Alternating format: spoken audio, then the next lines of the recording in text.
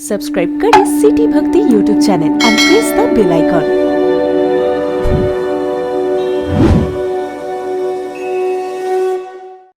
भगवान पधारे विवाह करके अयोध्या में, सब प्रकार से मंगल हुआ। बधुन समेत कुमार सब रानिन सहित महीस, पुनि पुनि बंदत गुर चरण देत असीस मुनीस।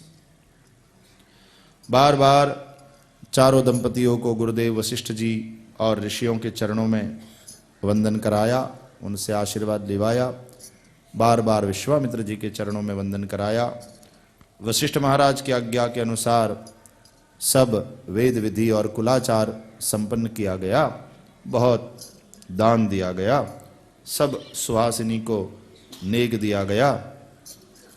बार बार ये माताएं तीनों चारों पुत्र वधुओं के घूंघट उठा उठा करके चारों पुत्र वधुओं के मुख का दर्शन करती हैं। बड़ी प्रसन्न हो रही है। बार बार अपनी गोद में बिठाती हैं पुत्र वधुओं को और हृदय से लगाती। महाराज जनक के शील, उनके गुण, उनकी बड़ाई, उनके स्नेह का वर्णन करते रहे दशरथ जी तीनों रानियों के सामने, क्योंकि रानियां तो गई नहीं थी, तो सब पूछ रही हैं और दशरथ जी सब बता रहे हैं। और बताते समय जब ये कहा कौशल्या जी ने कि नाथ 6 महीने तक आप वहां रहे, हमने कहा था कि जल्दी से जल्दी दुल्हन को लेकर के आ जाना। हालांकि ये अच्छा हुआ, हम तो समझती थी कि एक दुल्हन आएगी, आप तो 4 ले आए, लेकिन 6 महीने तक वहां रहे। तो कहा दशरथ जी ने कि देवी क्या कहें, हम जैसे ही चलना चाहते चलने की बात करते और मिथिलेश जनक बार बार आग्रह करके हमको रोक लेते। जनक जी के गुण का, जनक जी के शील का, जनक जी की बड़ाई का, जनक जी के स्नेह का वर्णन करते हुए कहते हैं तुलसीदास जी कि दशरथ जी थोड़ी देर राजा मिट गए और भाट बन गए। बहुविधि भूप भाट जिमि बरनी। जिस प्रकार भाट लोग राजा की स्तुति करते हैं, उस प्रकार से जनक जी की स्तुति करने लगे दशरथ जी। चारों पुत्र वधुओं को तीनों माताएं राखे नयन पलक की नाई। ये पलक में जिस प्रकार पुतली सुरक्षित रहती आंखों की, उस तरह से सुरक्षित रख रही हैं। एक बार श्री राम के साथ एकांत में बैठी है माँ कौशल्या, राम जी को देखती रही। और जब राम जी ने पूछा कि माँ क्या देख रही हो, तो माँ ने कहा कि बेटे तुम कितने कोमल हो, मुझे आश्चर्य हो रहा है कि ही विधि तात ताड़का मारी, तुमने इतनी भयंकर राक्षसी ताड़का को कैसे मारा, मारिच सुबाहु को तुमने किस प्रकार मार उठाया और विश्वामित्र के यज्ञ की रक्षा की। हे राम, तुम्हारे चरण की रज में ऐसा क्या जादू है बेटा कि शल्या अहल्या बन गई।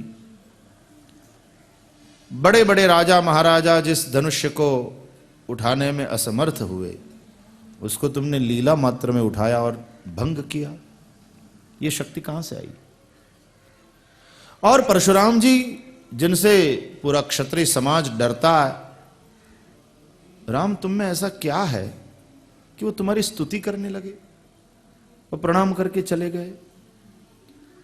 तुम्हें देखकर मुझे लगता है कि ये कोई लौकिक मनुष्य के कर्म नहीं है, सकल अमानुष कर्म तुम्हारे, ये सब अमानुष कर्म है, मनुष्य के बस की बात नहीं है, ये सब अलौकिक कर्म है, कोई साधारण मनुष्य के ये कर्म नहीं है। और फिर मां ने सोचा कि मैं खुद उठ करके अपने बेटे के मुंह अपने बेटे की बड़ाई करूं, ये उचित नहीं है। तो तुरंत कौशल्या मां ने सुधार लिया, बोली केवल कौशिक कृपा सुधारे।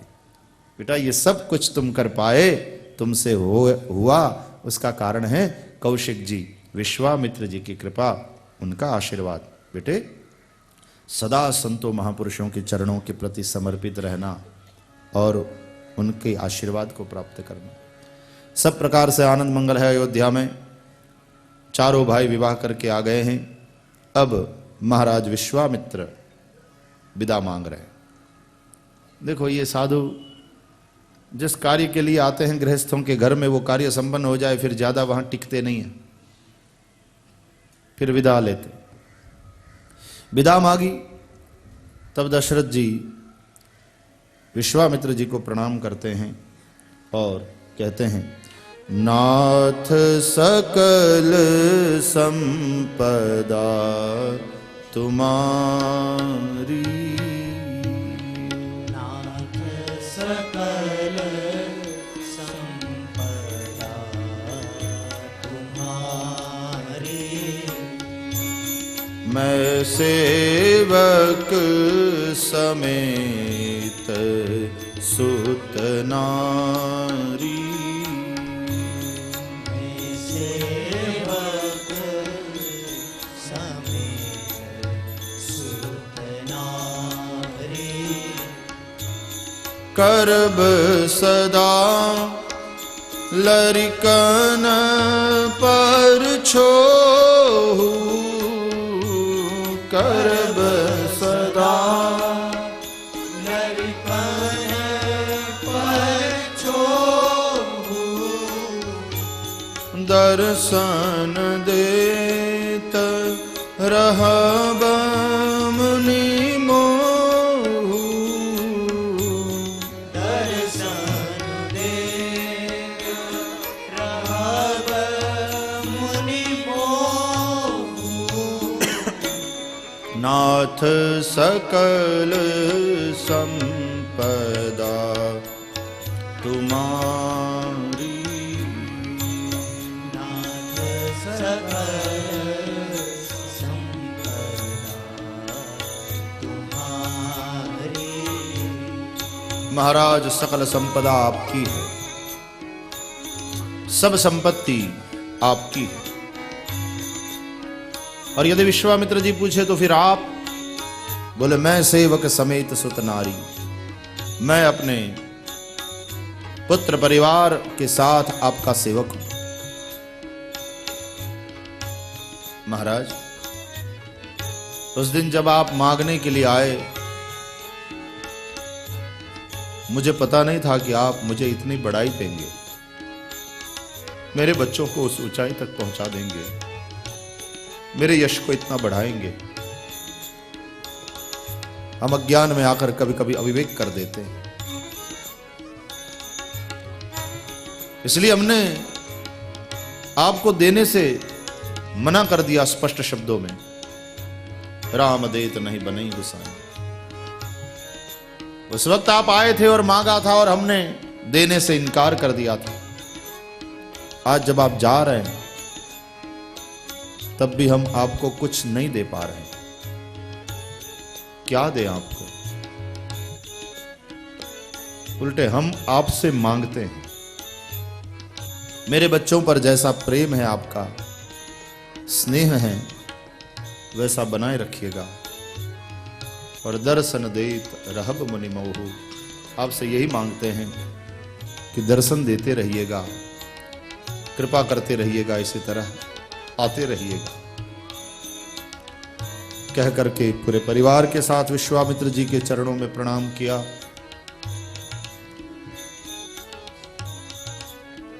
विश्वामित्र जी को विदा करने के लिए सब लोग सरजू जी के तट तक आए। विश्वामित्र जी ने सबको रोका कि आप रुकिए, मैं चलता हूं। चारों भाइयों ने प्रणाम किया। राम और लखन को अपने हृदय से लगाया। विश्वामित्र जी ने, छोड़ के जाने का मन तो नहीं हो रहा है, लेकिन साधु का काम पूरा हो गया। चल दिए सजल नयन विश्वामित्र। सरजू के पवित्र जल को स्पर्श करके अपने आश्रम की ओर प्रस्थान करी गए। अयोध्या के लोग वापस लौट आए। विश्वामित्र जी की, मित्र जी राम जी के गुण, स्नेह, शील आदि का स्मरण करते हुए अपने आश्रम की ओर पधारे। गोस्वामी तुलसीदास जी बालकांड के अंत की ओर ले चलते हैं। एक छंद और एक सोरठा लिखा है अंत में, निज गिरा पावनी करन कारण, राम जस तुलसी कहो, निज गिरा पावनी करन कारण, राम रस तुलसी कहो। रघुबीर चरित अपार बारिधि पार कवि कोने लह्यो। रघुबीर चरित अपार पार कवि कोने लह्यो। निज गिरा पावन करन कान। उपबीत ब्याह उछाह मंगल सुनी जे सादर गावही। उपबीत ब्याह उछाह मंगल सुनी जे सादर गावही। वैदेही राम प्रसाद ते जन सर्वदा सुख पावही। वैदेही राम प्रसाद ते जन सर्वदा सुख पावही। निज गिरा पावनी करन कार।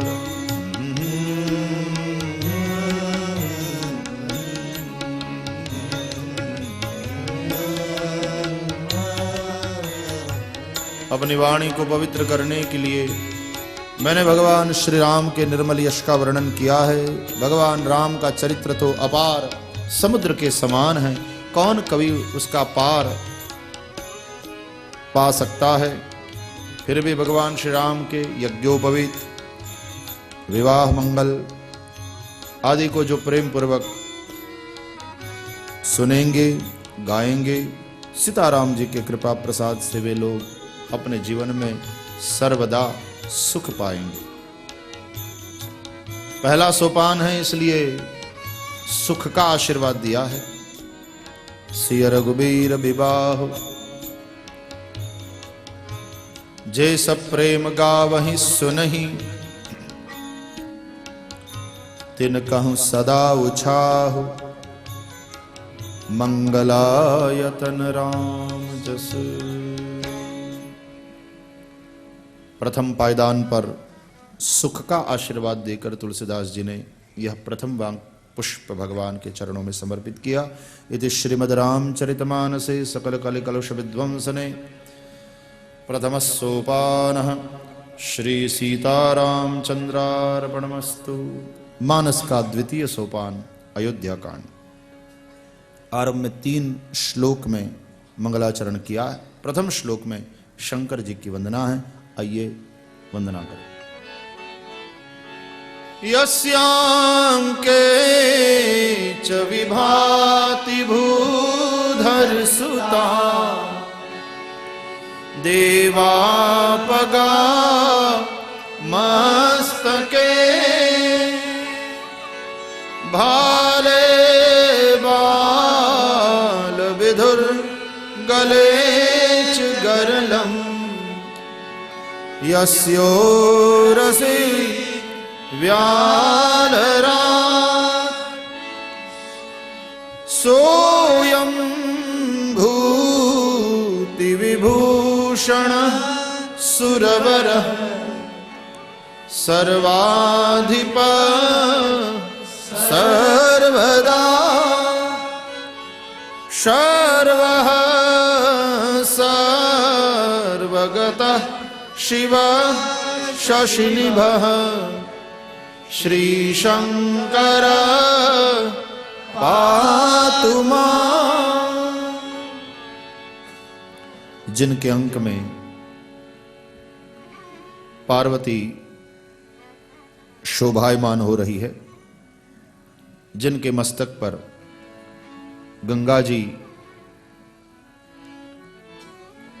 विराजमान है, जिनके ललाट में बाल बीज का चंद्रमा है, जिनके ललाट में विष है, और जिनके गले में व्याल, वे भूति विभूषण, देवताओं के अधिपति, सबके स्वामी, सदा कल्याणकारी चंद्रशेखर भगवान शंकर मेरी रक्षा करे। अयोध्या कांड के आरंभ में भगवान शंकर की वंदना है।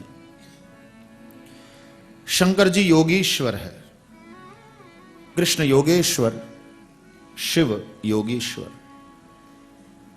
अयोध्या कांड युवानी का प्रतीक। युवानी भोगी बनने के लिए नहीं, योगी बनने के लिए। पिछली आयु में विकारों को क्या जीत पाएंगे, रहेंगे तो जीतेंगे न। वयसी गते कह काम विकार, शुष्के नीरे कह कासार। युवानी में जो विषयों को जीतता है, भोगी नहीं योगी बनता। अमुक प्रकार से यौवन का नाश होता है, अति विषय भोग से, अति निद्रा से, अति भोजन से, अति मेहनत ज्यादा काम करने से, सब प्रकार की अति युवानी का नाश करती है। भगवान शंकर योगीश्वर है और योग का एक अर्थ है संतुलन। योगी का मतलब है संतुलित पर्सनालिटी, बैलेंस्ड पर्सनालिटी। योग का मतलब है जीवन से अतियों का नाश कर, अतियों का निवारण। इसलिए कहते हैं जो अति खाने वाला है वो भी योगी नहीं बन सकता, अति भूखा रहने वाला है वो भी योगी नहीं बन सकता, अति जागने वाला भी योगी नहीं हो सकता, अति सोने वाला भी योगी नहीं बन सकता, अति कर्म करने वाला भी योगी नहीं बन सकता, और अति आलसी भी योगी नहीं बन सकता। तो योग का मतलब है अतियों का निवारण, एक संतुलन जीवन में कायम रहे। युक्ताहार विहारस्य युक्त चेष्टस्य कर्मसु युक्त स्वप्नावबोधस्य योगो भवति दुःखः। तब वो जो योग है वो दुख को हरने वाला होता है। तो युक्ताहार विहारस्य युक्त चेष्टस्य कर्मसु, सब युक्त हो, आहार विहार चेष्टा न कर्म, युक्त न स्वप्नावबोधस्य। योग्य मात्रा में आराम करें, योग्य मात्रा में काम करें, योग्य मात्रा में खाएं, आदि आदि। तो सब प्रकार से जो युक्त है वह योगी।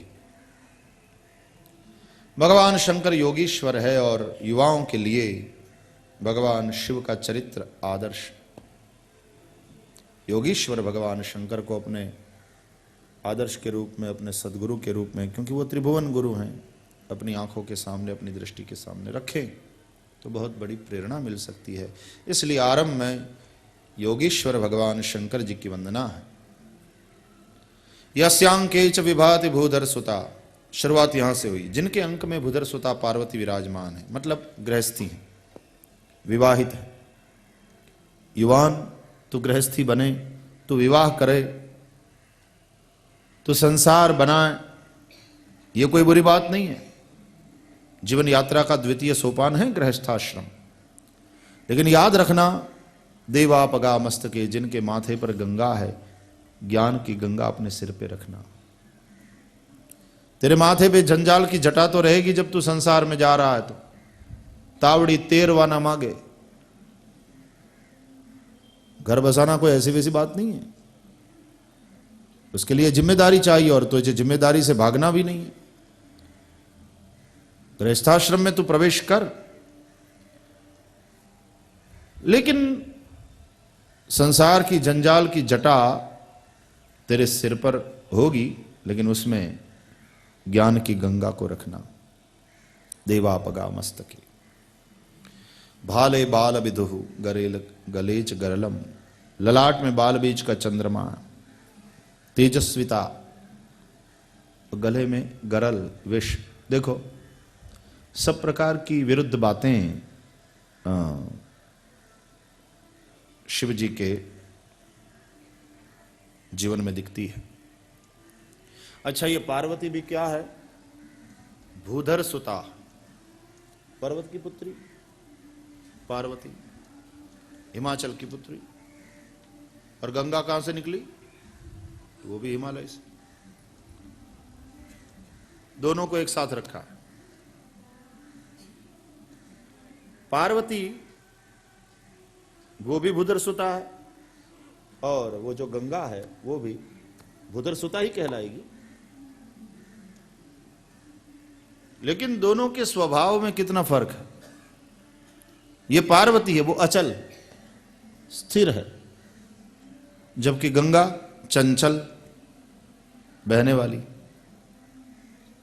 और दोनों को संभाल के बैठे हैं शंकर जी, एक को अंक में और दूसरी को मस्तक में। अच्छा, भाले बाल विधो गले च गरलम, ललाट में चंद्रमा, गले में जहर। तो चंद्रमा अमृत का प्रतीक, और गले में विष। तो विष और अमृत, चंचलता और स्थिरता, जो सब विरुद्ध बातें हैं, उसको भगवान शिव संभाल के बैठे। आप शंकर जी के परिवार की संवादिता देखिए। शंकर जी का बैल और पार्वती देवी मां का सिंह, शेर, दोनों एक साथ रहते हैं। देवी मां के शेर ने कभी शंकर जी के बैल को मार खाया, शिकार किया?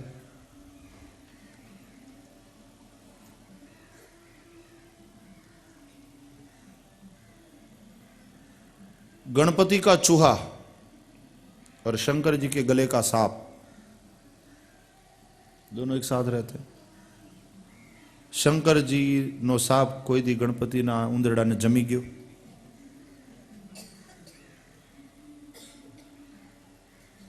गणपति फरियाद करी, पापा तुम्हारा सांप मेरे चूहे को खा गया, अब मैं कैसे बाहर जाऊं? साथ साथ है सब। शंकर जी के गले के सर्प व्याल और कार्तिकेय का मोर,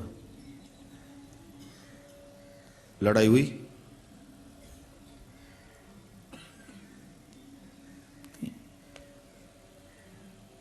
जिसकी जिसके साथ पटती नहीं है, वो भी जब शंकर जी के सानिध्य में आ जाते हैं तो सब शांत होकर अपने स्वाभाविक वैर को, अपने विरोध को भूल करके एक साथ बैठ जाते हैं, एक साथ रहते हैं, परस्पर स्नेह करते हैं।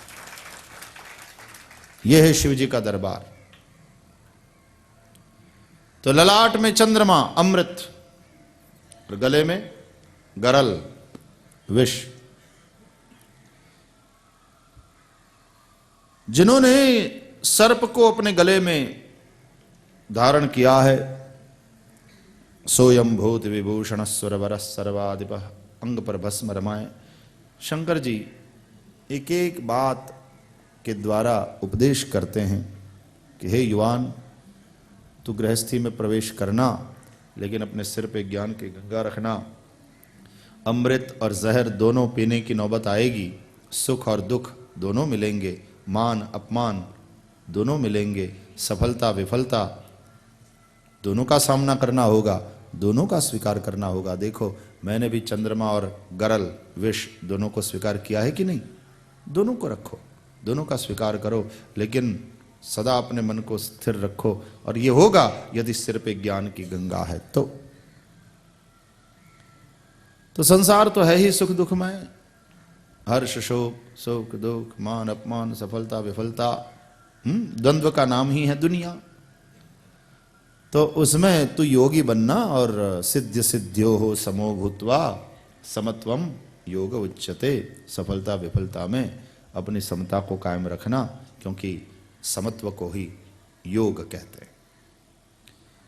गले में भुजंग, आभूषण है भुजंग के, तो बताया कि योगी काल के वश नहीं होता है, वो काल को वश कर लेता।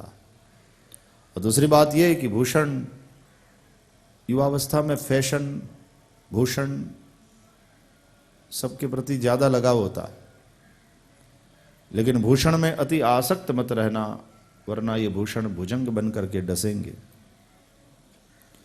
तन है सुंदर तेरा, युवान है, स्वस्थ है तू, लेकिन याद रखना सोयम भूत विभूषण, अंग पर भस्म रमाकर शंकर जी ये समझाते हैं कि यह शरीर एक दिन भस्म होने वाला है, जलकर राख होने वाला है, इसलिए शरीर के प्रति अति आसक्ति मत रखना।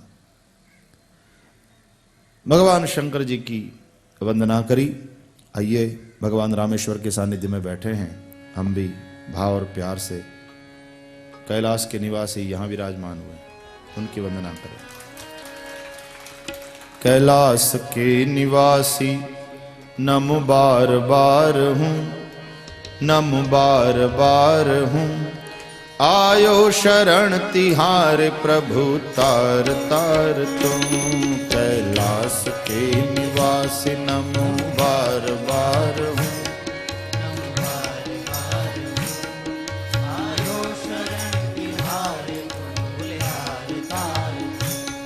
कैलाश के निवासी नमो बार बार हूँ, नमो बार बार हूँ, आयो शरण तिहार शंभु तार तार तुम। आयो शरण तिहार भोले तार तार तुम। कैलाश के निवासी हर भोले।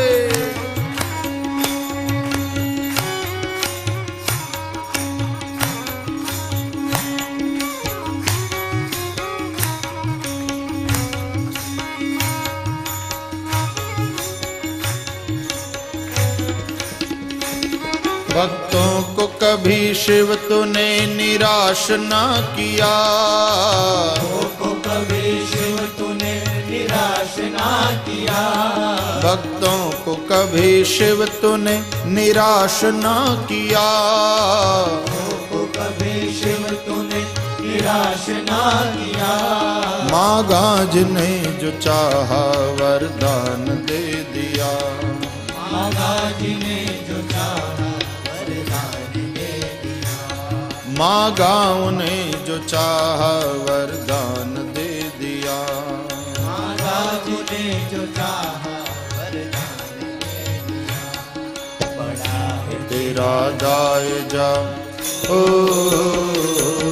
बड़ा है तेरा दायजा, बड़ा दातार तू, बड़ा दातार तू, बड़ा दातार तू।